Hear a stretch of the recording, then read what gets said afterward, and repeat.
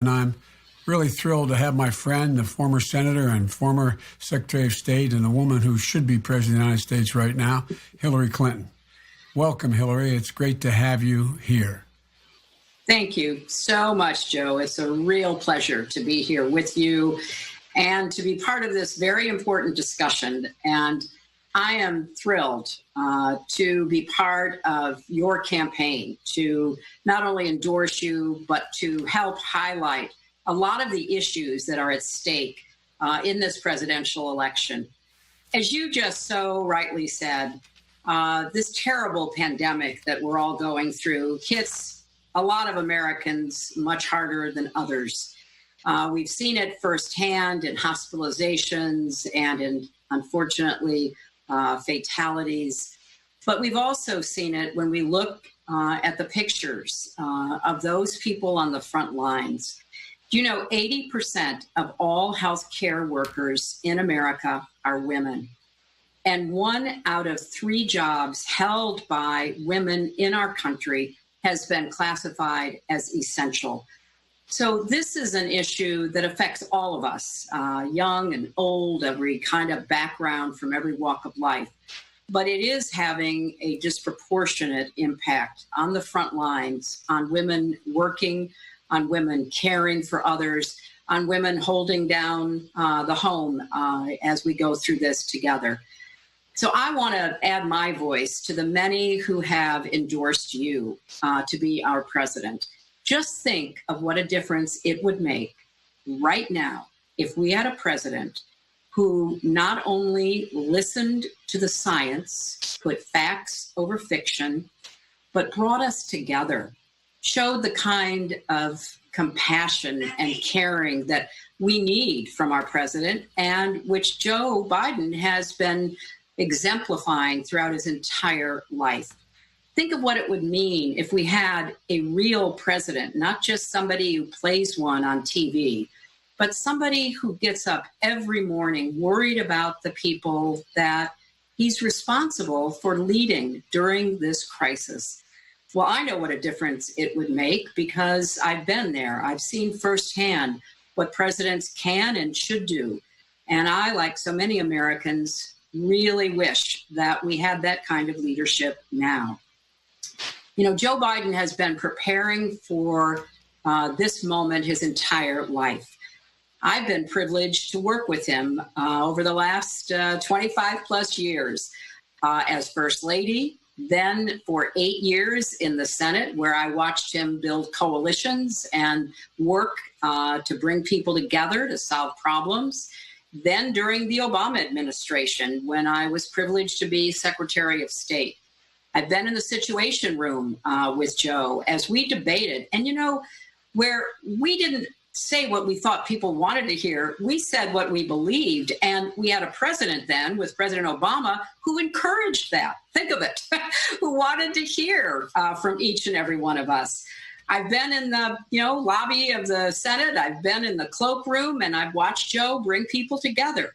So for me, this is a moment that we need a leader, a president like Joe Biden. I also know a lot about Joe, the person. I've seen him up close and personal now for many years. We have a lot of the same values in common, the same work ethic, the same belief in America, the same focus on family. And we share a common experience and a love of Scranton, Pennsylvania. When my great-grandparents came from England and Wales, they ended up in Scranton. And my grandfather and then my father grew up in a house on Diamond Avenue. And while the Rodhams were living on Diamond Avenue, the Bidens were over on North Washington Street. And, I've had a lot of time to visit Scranton, talk about Scranton with Joe. And one memorable occasion, we were there together, and he said, "Hey, let's go see the house that I lived in when I was a little boy. And if you know Joe Biden, you know the words were out of his mouth and we were racing to get there. And of course, we got there and he talked his way in. It wasn't hard because the woman who was at home immediately recognized him and knew him. And then we went through the house with Joe regaling me with these great stories about his dad, Joe Sr., and his mom, Jean, and the neighborhood. He was pointing out the window, telling me who lived where when he was growing up.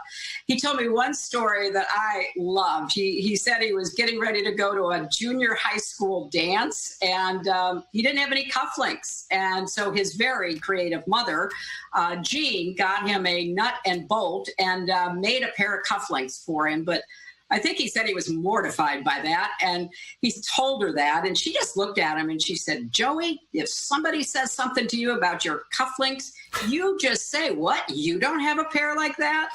It was that kind of love of family, that unconditional support that led Joe to be the extraordinary family member and father that he's been through all the tragedy that so many of us have followed from afar, but know how deeply he connects with people who have similarly suffered a tragedy.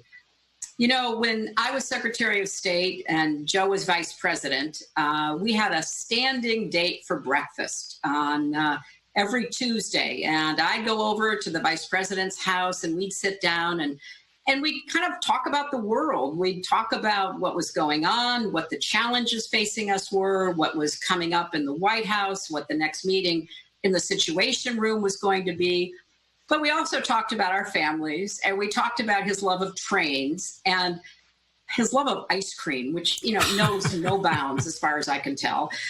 So I've been not only a colleague of Joe Biden's, I've been a friend. And I can tell you that I wish he were president right now, but I can't wait until he is, if all of us do our part. To support the kind of person that we want back in the White House, to end the kind of disregard of not only American values, but American institutions, the rule of law, and so much else that is at stake because of the current occupant.